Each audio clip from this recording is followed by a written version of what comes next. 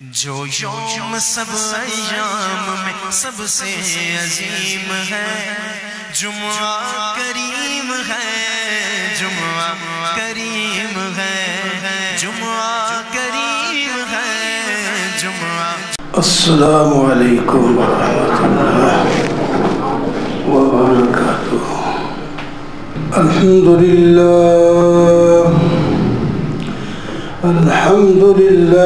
وکفى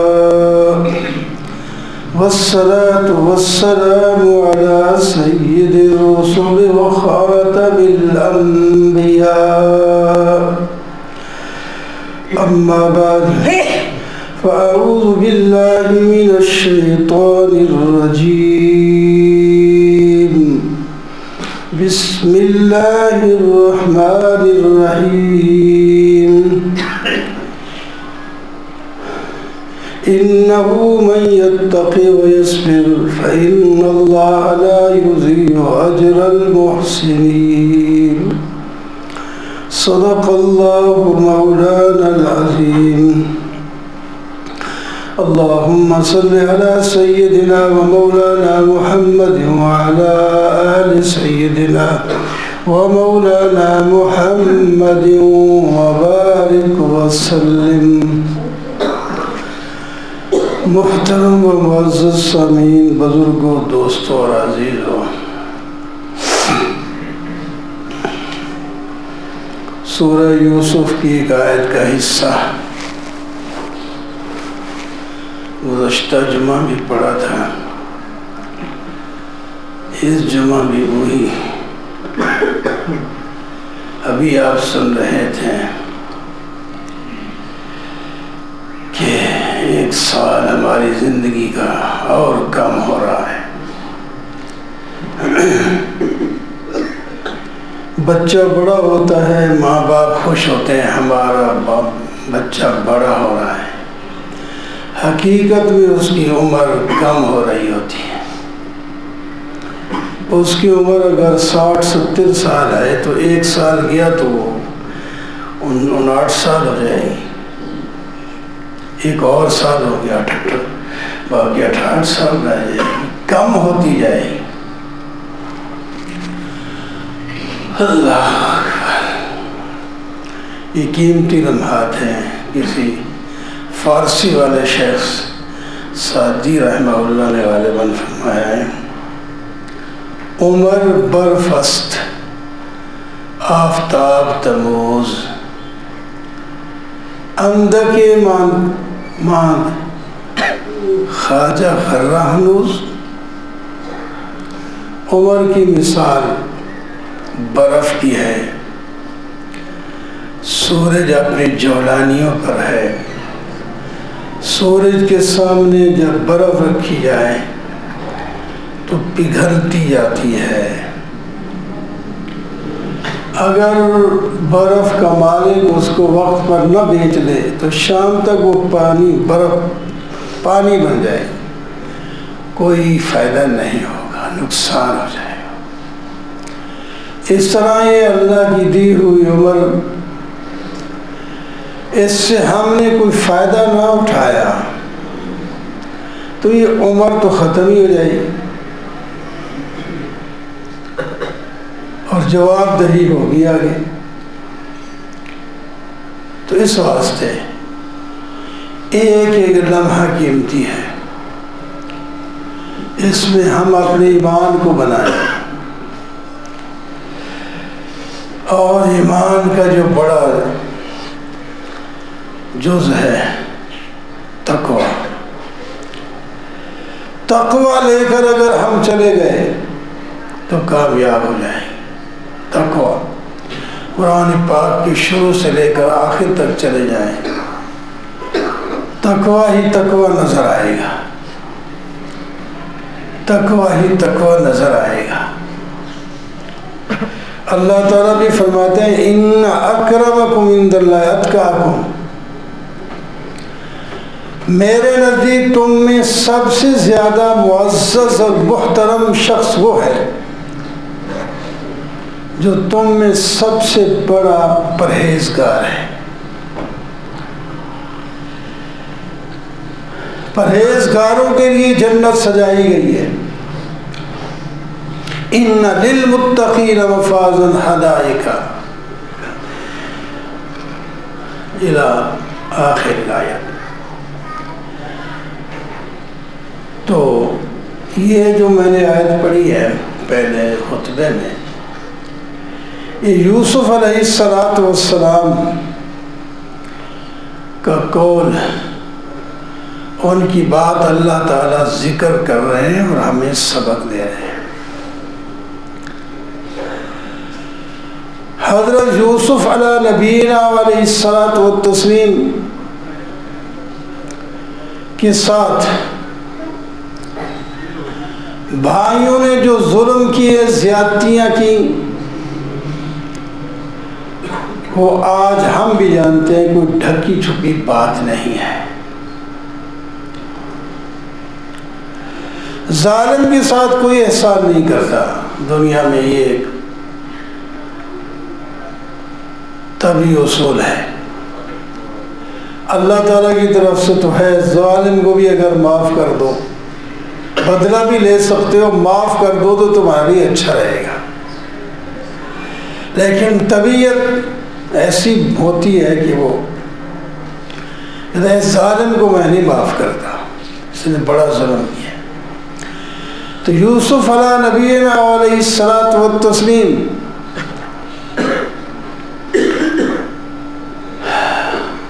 جب بھائی تیسری دفعہ آپ کے پاس گئے، آپ اس وقت عزیز مصر کے عہدے پر فائز تھے، تو کہنے لگے قالوا یا ایھا العزیز مسنا واہلنا الضر وجئنا ببضاعۃ مزجاۃ. اے عزیز مصر، ہم آپ کے پاس غلہ لینے کے لیے آئے ہیں اور ہمارے پاس ایک بیکار سی پونجی ہے، سمن بھی نہیں پورا. فَأَوْفِ لَنَا الْكَيْلَ وَتَصَدَّقْ عَلَيْنَا. آپ اس کھوٹی پونجی اور پیسوں کے بدلے میں بھی پورا اناج دے دیں اور اپنی طرف سے کوئی صدقہ بھی کر دیں. وَتَصَدَّقْ عَلَيْنَا إِنَّ اللَّهَ يَجْزِي الْمُتَصَدِّقِينَ. صدقہ کرنے والوں کو اللہ تعالیٰ بدلہ دیتے ہیں. اب بھائی، وہ 11 بھائی ہے، اس وقت 10 تھے جب گئے. دوسرے دفعہ جب گئے تھے حضرت بنیامین کو اپنے پاس رکھ لیا تھا، اس وقت وہ 10 آئے تھے پیچھے سے. وہ 10 بھائی اب مانگ رہے ہیں. ایک وقت تھا یہ بھائی اپنے چھوٹے معصوم پھول جیسے بھائی کو بیچ رہے تھے.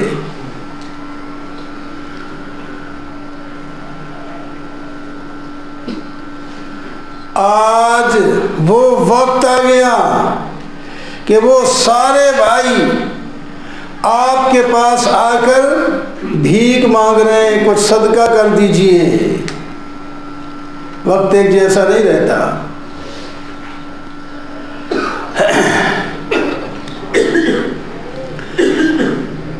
عبرتناک واقعہ ہے.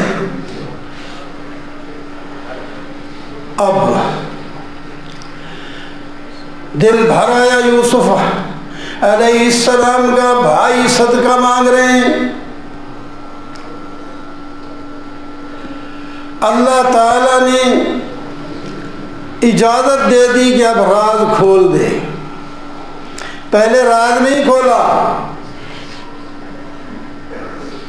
اب راز کھول دیں. تو فرمایا حال علمتم ما فعلتم بيوسف واخيه اذ انتم جاہلون. او بھائیو، او مانگنے والوں، تمہیں یاد ہے کہ تم نے اپنے بھائی یوسف اور اس کے بھائی بنیامین کے ساتھ کیا کیا تھا، تمہیں یاد ہے؟ جب تم نادان تھے. ہیں یوسف، ادھر کدھر یوسف آ گیا؟ ہم نے تو کہا مر سڑ گیا ہوگا، غلام کر کے ہم نے بھیج دیا تھا. اب یوسف کا تذکرہ یہاں کیسے ہو گیا؟ قالوا انک لانت یوسف، کہنے لگے کہ آپ ہی یوسف ہیں. قال انا یوسف وھذا اخی، جی ہاں میں یوسف ہوں اور یہ میرا بھائی ہے. تم بھی میرے بھائی ہو، لیکن ماں باپ کی طرف سے صرف ایک بھائی ہے. باپ سب کا مشترک ہے، مائیں بکھری ہیں تمہاری اور ہماری دو کی الگ ہے. ھذا اخی قد من اللہ علینا انہ من یتقی. آپ دیکھیں پورے واقعے کی طرف آپ جائیں. یوسف علیہ السلام کے ساتھ کیا گزرا، انہوں نے کیسے کیسے تقوی اختیار کیا. تقوی اختیار کیا. اللہ اکبر. جس گھر میں رہ رہے ہیں، جوان ہو گئے، اس نے پالا پوسا تو دل میں تھی، کمرے میں بند کر کے تالے لگا دیے اور اپنی خواہش کا اظہار کیا. کہنے لگی وراودته التي هو في بيتها عن نفسه وغلقت الابواب وكانت حيث. دروازے بند کر کے کہنے لگی میں تیرے لیے ہوں، میری خواہش پوری کر دے. آپ ایمان سے ہم ذرا غور کریں، یہاں کیا ہے؟ اکیلا مکان، تالے لگے ہوئے ہیں، کوئی اور بندہ نہیں. جوانی کی جوانی ہے، حسن کی فراوانی ہے. اس حال میں بچنا تقوی بچا سکتا ہے. جو تقوی اختیار کرے اللہ تعالیٰ اس کو بچا دے گا. کہتی ہے تلک قال معاذ اللہ، میں اللہ کی پناہ میں آتا ہوں، مجھ سے یہ کیا مطالبہ تو نے شروع کر دیا. لمبا واقعہ تھوڑا ہوتا ہے، بارہ میں اشارہ ہی کر دیا. تو اس موقع پر یوسف علیہ السلام نے تقوی اختیار کیا اور ہمت کی، دروازے کی طرف دوڑے. اس گناہ سے بچنے کے لیے اللہ نے دروازے کھول دیے تو کامیاب ہو گئے، اس گناہ سے بچ گئے. تفصیل لمبی ہے، تو یہ اس کو کہتے ہیں تقوی. اللہ سے ڈر کہ ایسے موقع پر خود صاحب جو کھانا ہے وہی مطالبہ کرو. یہ دروازے بند ہیں، کوئی روکنے والا نہیں، کوئی پوچھنے والا نہیں. اس کے باوجود اللہ کا حکم ہے کہ یہ کام نہیں کر سکتے، گناہ ہے. فاستبق الباب وقدت قمیصہ، دروازے کی طرف دوڑے.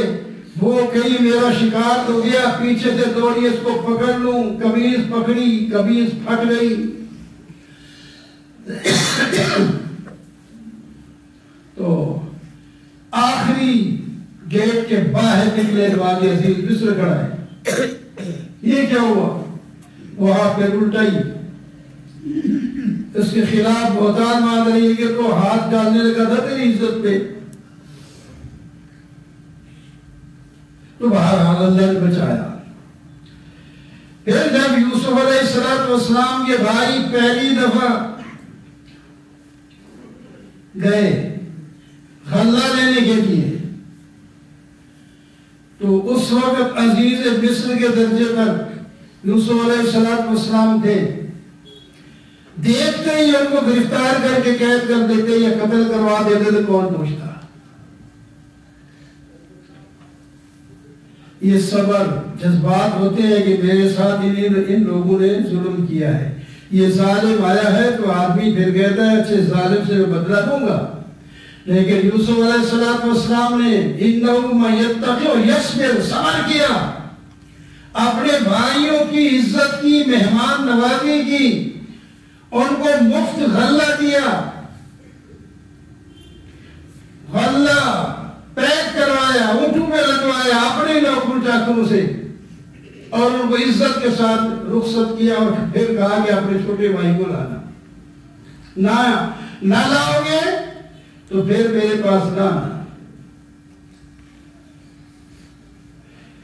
اس موقع پر بھی انہیں عزت دی, پھر دوبارہ آئے پھر عزت دی, پھر سے بارہ آئے. اب تو کیا مانگ رہے ہیں؟ اب صدقہ مانگ رہے ہیں. اللہ تعالیٰ نے پہلے تو روکا ہوا تھا, ابھی راز نہیں کھولنا. اب اللہ تعالیٰ کی طرف سے جب اجازت ہوئی تو تب راز کھول دیا اور الزام نہیں لگایا ان پر. ان کی طرف سے گویا کہ معذرت, اذ انتم جاہلون, جب تم نادان تھے تم نے جان بوجھ کر نہیں کیا, جو کچھ کیا سو کیا, ہو گیا, میرے ساتھ ہو گیا.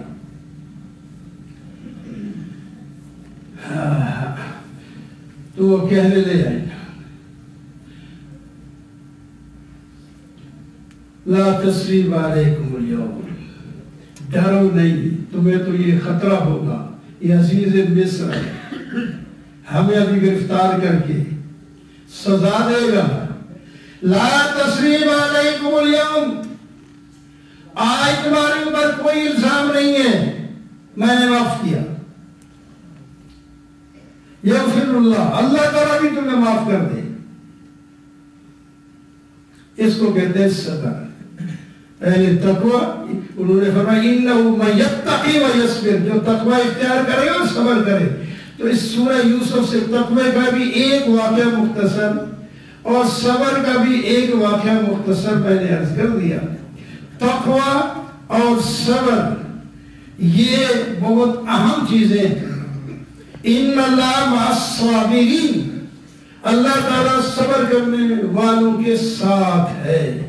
تو اس واسطے تقوی اختیار کریں, ہم اپنی زندگی کے ایک ایک لمحے کو قیمتی بنائیں تاکہ ہم مرنے کے بعد پچھتائیں نہیں. یہ جو کچھ ہم سے ہوا ہم نے کر دیا, تو پھر اللہ تعالیٰ بھی اپنی مہربانی والا معاملہ ہمارے ساتھ کریں گے. وَقُولُوا قَوْلِي هَٰذَا